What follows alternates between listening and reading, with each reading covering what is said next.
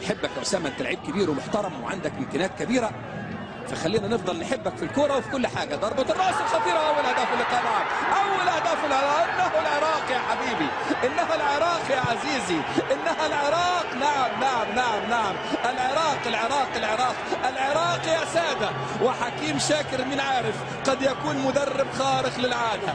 العراق يا ساده تتقدم بهدف وضربه راس صعبه على الحراس ليتقدم العراقي باول اهداف اللقاء. سلام شاكر المدافع وتدخل لأسامة المولد، ولكن سبحان الله هذا الخطأ اللي ارتكبه أسامة المولد ورأس سلام شاكر كان في حراسته ليسجل أول أهداف اللقاء، وكأنها عقوبة لأسامة المولد نتيجة الخطأ اللي ارتكبه مع يونس محمود. بينما سلام شاكر مدافع نادي الخور القطري، وفرحة حكيم شاكر كبيرة لأن من سجل هو سلام شاكر والمدرب هو حكيم شاكر. هو شاكر له لقيمته لكفاءته لتوقيته لتتقدم العراق بأول أهداف اللقاء على المنتخب السعودي. 1-0. جاي لها احمد ياسين وجاي لها بالشمال علي عدنان، علي بشماله سريعه. الثاني مش ممكن هدف ثاني للمنتخب العراقي بضربه راس صعبه على الحراس. وسبحان الله وليد عبد الله بيقول لك رب اكفني شر اصدقائي اما اعدائي فانا كفيل بهم. رب اكفني شر اصدقائي اما اعدائي فانا كفيل بهم، لان صديقه الصدوق والمدافع العملاق في اللقطه الاخيره بضربه راس ينجح في احراز هدف في مرماه بدون قصد. قطعا ينجح المنتخب العراقي في احراز الهدف الثاني براس الدفاع. نعم ترى يا ترى مين اللي لمسها؟ هاتوا لنا يا اندريه. منتخب بعد سعيد غراب، ماجد عبد الله، مقتدى هريبي، ما عاد منتخب مدرب يتصل على لاعب ويخلي لعيبه ثانيين.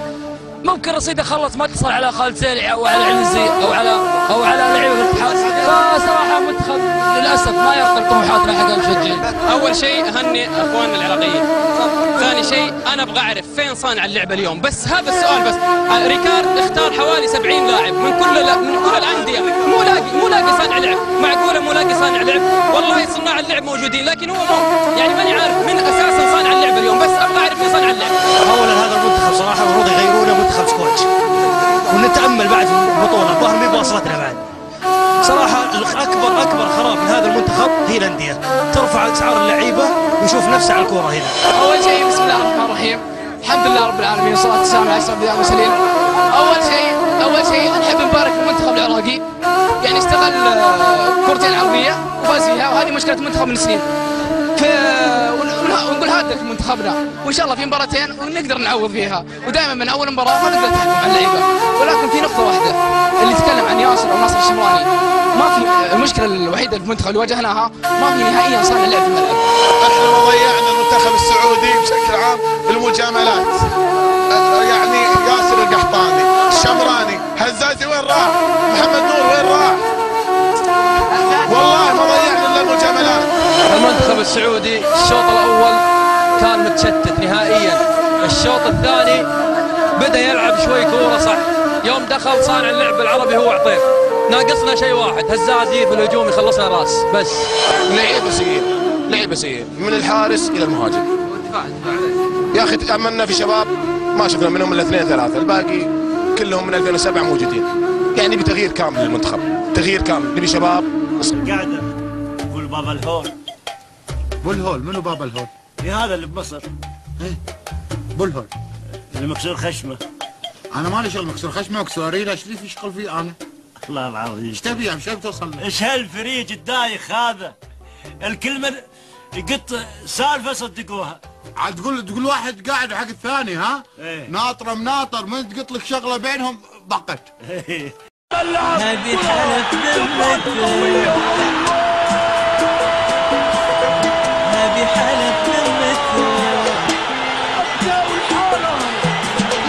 هذه حلف ذمتك، لا ظروفي همتك ولا جروحي هزتك، دي محاربة نظرك يا نور عيني تقلب الدنيا وتجيني، لو تضيق الدنيا فيني تفرج نحوتني.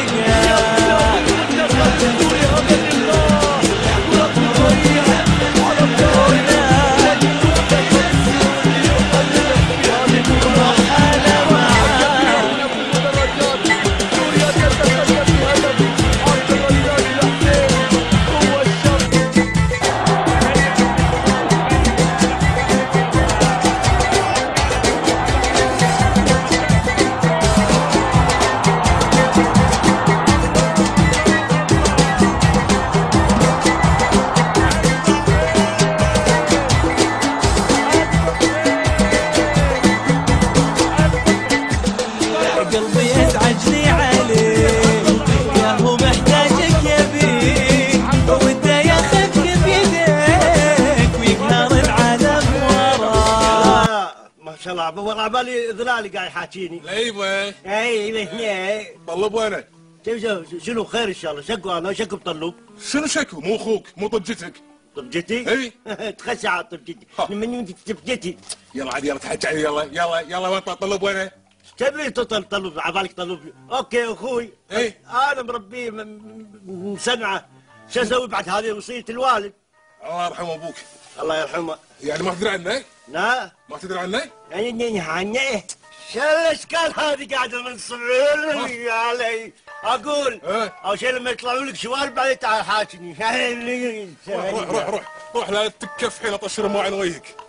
تطلع على الاشكال شاف شكلك بين